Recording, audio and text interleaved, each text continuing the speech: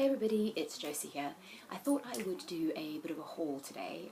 I have been going around in various shops, charity shops, online, buying up all the feminist and lesbian literature that I can find going. I was quite lucky a couple of weeks ago. I found a whole bunch of really cool sounding books in a charity shop just around the corner from me. So I thought I would do a little haul, tell you what I found, and I'm planning to read most of these over the next couple of months, and I will do some reviews and put them in my TBRs as well. So I'll start with the first one I got in a charity shop, which I thought was a really good find because you barely ever see these kinds of books in charity shops. And this one is called Calendar Girl. There it is. Quite a cool cover. So Calendar Girl is by Stella Duffy. It sounds like a bit of a, it sounds a bit funny, it sounds like a bit like a detective girl meets girl kind of thing. I mean, the little blurb on the back says it's got fabulous one-liners and an unremitting sense of time and rushing past, time when nothing becomes clear enough to be cut and dried. Calendar Girl is for anyone who enjoys sexual steam and wit and prefers a thriller served up with elegance and panache. So it sounds really cool, kind of a murder mystery thriller meets lesbian, hopefully a bit of lesbian sex, a bit of lesbian romance in it, so that sounds pretty cool. The next one I actually got also in the same charity shop. It's this one here. It's called Empathy. So that is, oh, look at that. That is a beautiful cover, I think. That's gorgeous. And this one sounds more like a story of kind of sexual awakening and finding out who you are. I won't read the entire blurb, but at the back it says, Anna's journey culminates with the discovery of Dora, whose essential wisdom introduces Anna to the renewing power of sex and love. And it talks about someone who has never actually had sex with a lesbian before, a girl, and she's kind of ambivalently bisexual, and she has a friend who's a therapist, and he introduces, there's an element of a lot of his patients are suffering, dying from AIDS, so I'm assuming it's probably set in the 80s. So this sounds like a cool story of self-discovery and finding someone to share your life with, and maybe realizing that you're not the only one that feels a certain way. So that's kind of what I'm hoping it will be. It sounds really good. And then the third one I managed to find in the charity shop was this called Bruised Fruit. Now this has just the coolest blurb on the back. So I will read it to you because I don't know how else to describe this book. So it says, this astringently humorous, no-holds-barred novel is the story of British Caroline, lesbian escapee from an abusive relationship, Sydney, a dainty hermaphrodite with a southern drawl, and Patty, bisexual with a trust fund, who it seems kills every man she sleeps with. Okay, so I mean, this just sounds great, right? It sounds like it's going to be funny. It sounds like it has a really crazy cast of characters, which I really love. And I mean, the representation, so we've got lesbian, bisexual, hermaphrodite, you know, killer. So I think there's some cool representation in this. I'd never come across this before, but I cannot wait to read this. So this is definitely on my TBR for next month. And then talking of fruit, I also got Ruby Fruit Jungle, which is a classic. I've started reading this one a little bit. But it is one of those kind of lesbian novel classic books that everybody always tells you should read. And I haven't had a chance to read it yet. Gorgeous cover on the front, and the blurb at the back says, a book that makes you laugh so much it cannot be serious literature, but Ruby Fruit has a lot of serious points to make and it's great fun along the way. And again, it has these characters in the mid-20th century America, and they're dealing with relationships, boyfriends, girlfriends, pursuing their career, their lives, trying to figure out who they are and who they want to be. So again, I have high hopes for this one. Quite a few people have recommended it and said it was really good, so I cannot wait to read this one. That one, unfortunately, was not a charity shop find. It's good old Waterstones. The next one is another one that's been kind of classed as a lesbian classic, and it's this one, Desert of the Heart by Jane Rule. Again, this is about two women in the 1950s and discovering who they are, discovering their sexuality and falling for each other.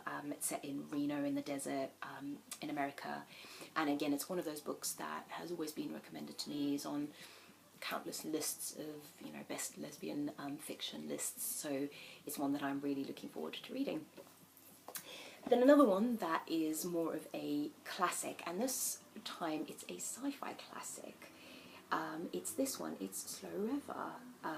So Slow River by Nicola Griffith it's kind of a sci-fi post-apocalyptic crazy cast of characters type of book, but also very much with a lesbian slant, very much, I've been told, a feminist slant as well. The women are very strong in this.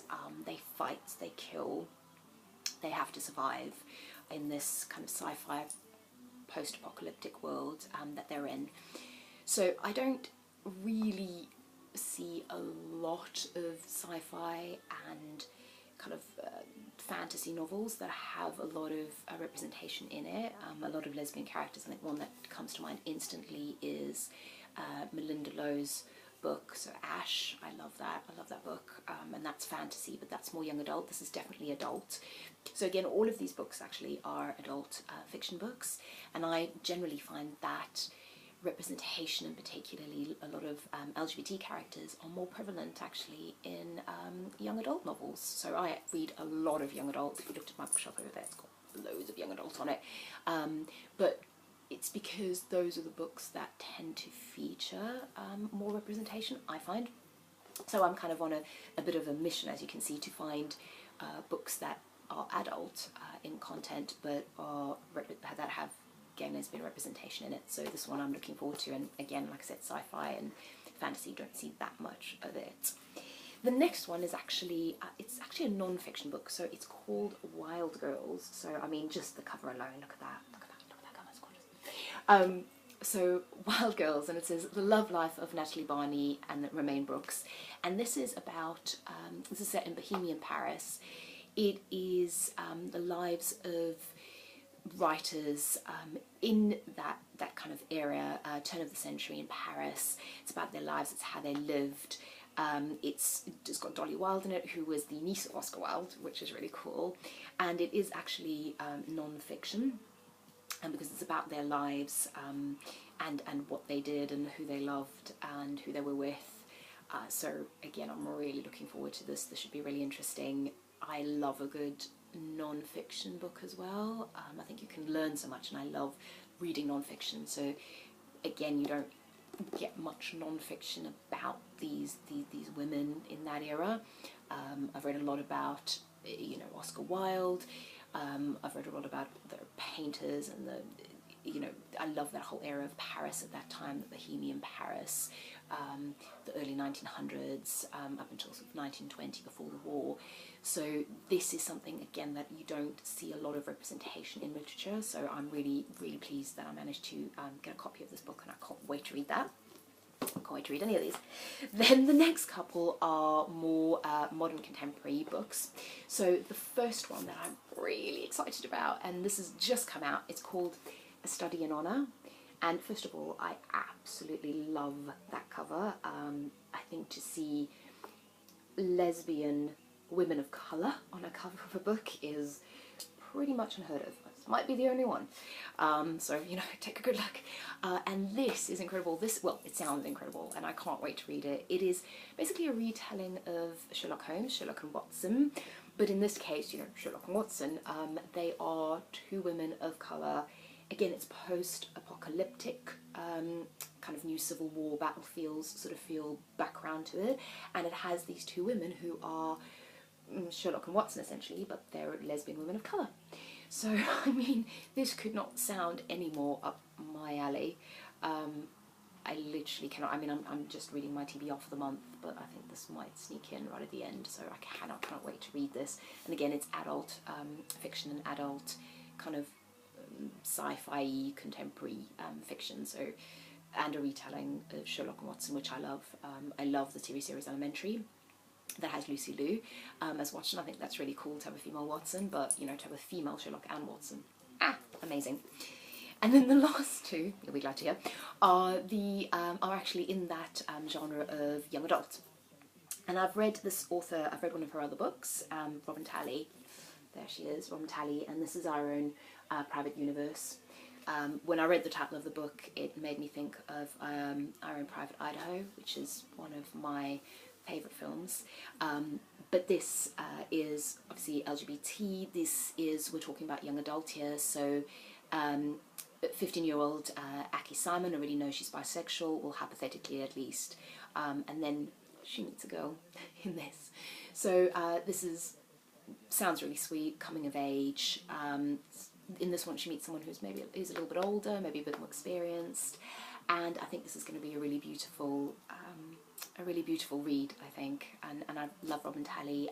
I read As I Descended, which was really good. That was actually a retelling of the Macbeth, well, it was kind of based on the premise of the Macbeth story, but again with lesbian girls in a boarding school, teenagers, so that one was really, really good. So definitely I might do a review on that one. I might do a review actually of all three of these Robin Talley books when I've read them and do it all together. And then that kind of spoiled the last one, which is Lies We Tell Ourselves.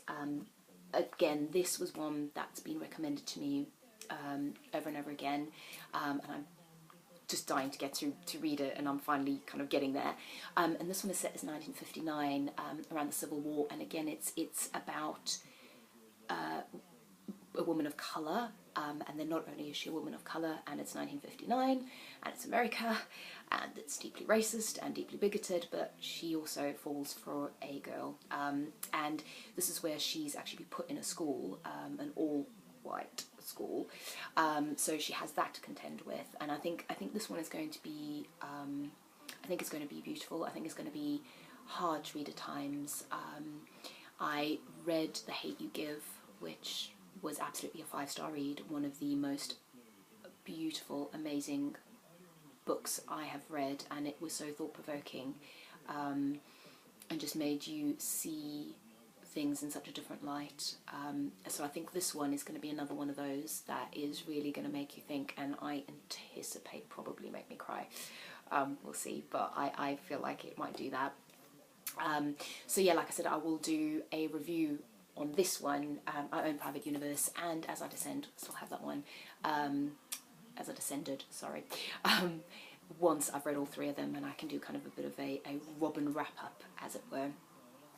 So yeah, so those are all the books that I got in my lesbian themed haul. I've got some more over there. I should stop buying books. My local Waterstones knows me by name. But yeah, I will do some reviews on these. I'm really looking forward to them. I hope they're going to live up to all my expectations. Yeah, and thanks for watching, and I will see you next time.